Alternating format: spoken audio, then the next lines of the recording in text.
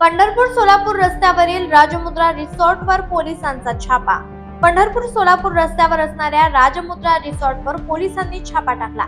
या छाप्यामध्ये वेश्या व्यवसाय मध्ये हे विक्री करणाऱ्या 4 महिलांची पोलिसांकडून सुटका करण्यात आलेली आहे। तरी या ठिकाणी पोलिसांना सापडलेल्या 5 पुरुषांविरुद्ध कारवाई करण्यात आलेली आहे। यामध्ये या रिसॉर्टच्या मालकालाही पकडण्यात पोलिसांना यश आलंय। सहाय्यक पोलीस अधीक्षक प्रशांत डगळे यांच्या पथकानं ही कारवाई केली आहे। आज दिनांक 7 डिसेंबर 2025 रोजी नारायण चिंचोली पंढरपूर तालुक्यामध्ये राजमुद्रा रिसॉर्ट या ठिकाणी इल्लीगल मॉरल ट्रॅफिकिंग आणि देह व्यापार अवैधरित्या चालू आहे याची आम्हाला माहिती मिळाली। या माहितीच्या आधारावरती आम्ही ट्रॅप लावला आणि आज जवळजवळ 8 ते 9 त्या दरम्यान आम्ही ह्या ट्रॅप लावून तेथे ह्या रिसॉर्टच्या ठिकाणी कारवाई केली।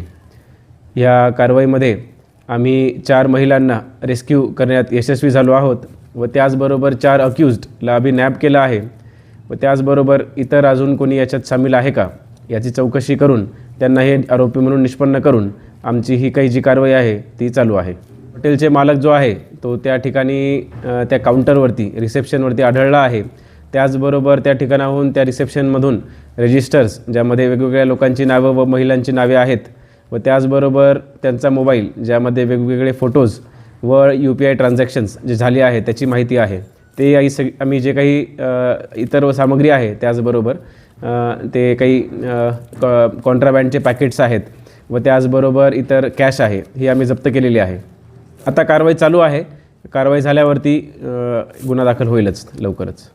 आता ह्या ज्या महिला आहेत त्यांना आम्ही शेल्टर होममध्ये ट्रान्सफर करणार आहोत व त्याचबरोबर जे आरोपी आहे त्यांना उद्या माननीय कोर्टामध्ये हजर करून त्यांच्यावरती कायदेशीर कारवाई जी पुढे आहे ती चालू आहे आणि ती चालू राहील। लोकनायक न्यूज